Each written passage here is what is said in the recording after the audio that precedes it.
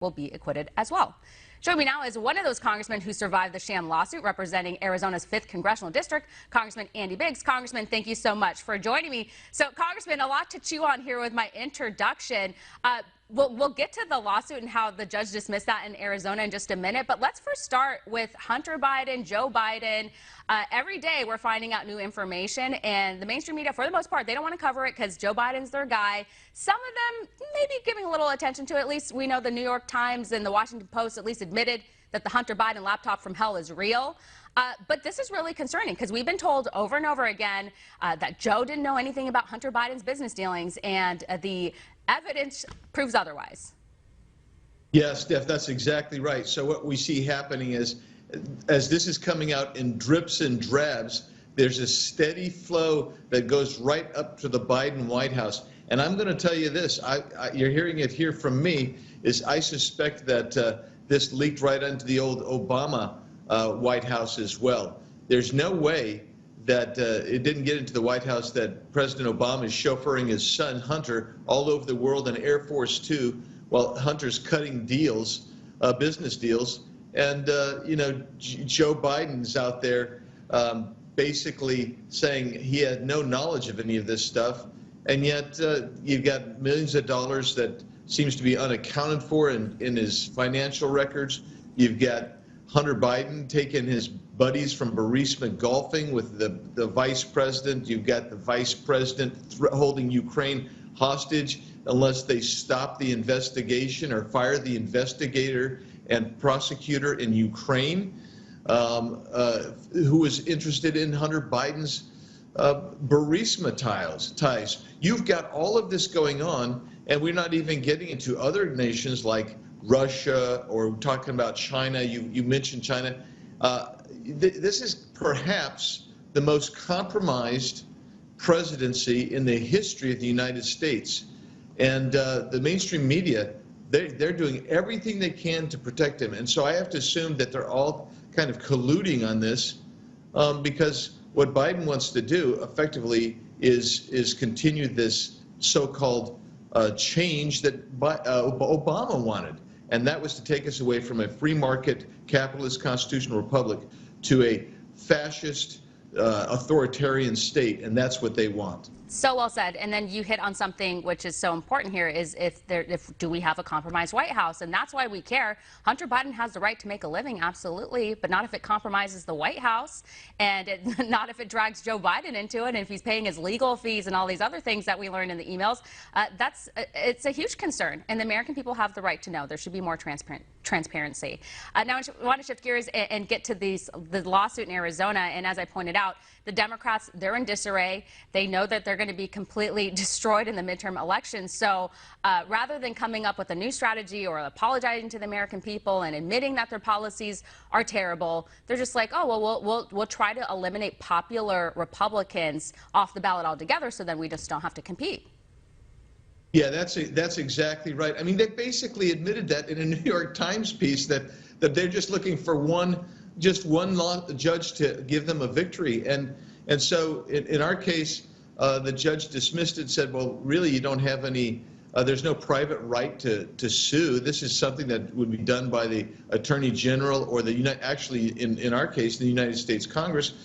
But so what they did is they've appealed this. So now we're dealing with that in the Arizona Supreme Court. So Steph, the way I look at this is these folks, they have no policy. You're exactly right. They have no answers for the American people on why it's costing you more for everything, and there's rampant illegal immigration coming across our borders, and there's crime in the big cities and all of those bad things. But moreover, they basically are going to try to make every one of us that they don't like suffer the process. We're going to win all these cases. I'm very certain of that. But what they want to do is penalize us, try to slander us, defame us, make us go through this process, spend a lot of money to defend ourselves in court. And it's not because they know they're going to win. They know they're going to lose.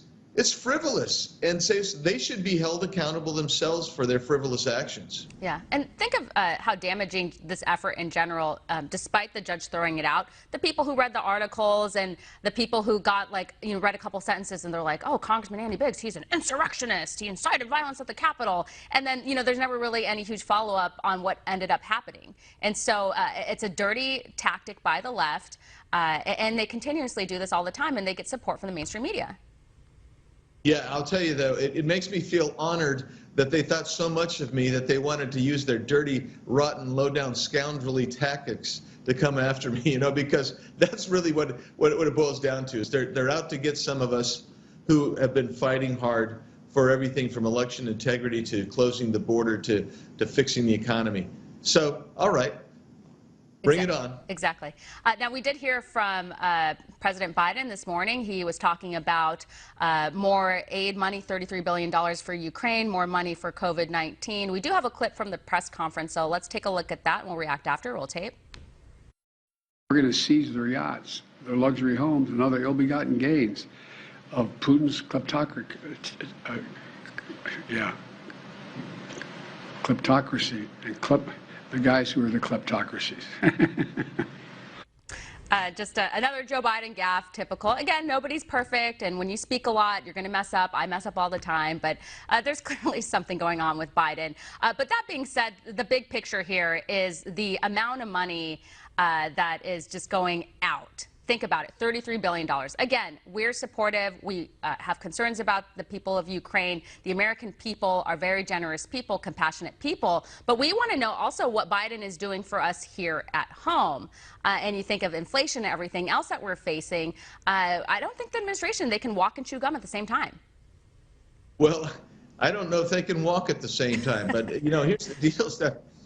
They want to give $33 billion to Ukraine. Well, they want to keep our border open. The only thing that they want to do on our border, on our southern border, is to facilitate people being released in the country faster and more efficiently. And so when they get rid of Title 42, which is what they really want to do, you will see 18,000 at minimum, 18,000 people a day, 500,000 people a month. That's the low end of people who will be encountered at the border entering illegally. And most of those, the vast majority, will be released right into our country. And that doesn't include the gotaways. And so you're probably looking at 700,000 people a month going forward. And that is really a very dangerous thing to see in a country. So, yeah, we're concerned about Ukraine. And we'll provide them assistance where we can. But we're not, our country, our leader is not protecting the homeland. They don't care about the people who are dying of fentanyl. There are two more kids up here in the Northern Virginia area just in the last day or so that thought they were taking a Percocet, and it was laced with fentanyl, and it killed them. And they were poisoned effectively. This administration is doing nothing to stop that. Exactly. And they don't even talk about it. And it's a huge crisis in this country. And it's ruining the lives of so many people and obviously killing people. And again, they don't want to talk about it. And I thought it was interesting, too, in his press conference today. He says, he's going to go to Lockheed Martin and meet with them to spotlight and highlight what they're doing and the weapons that they're sending to Ukraine. Yet, he doesn't have time to make it down to the border to meet with border officials, doesn't have time to meet with executives for the oil and gas industry.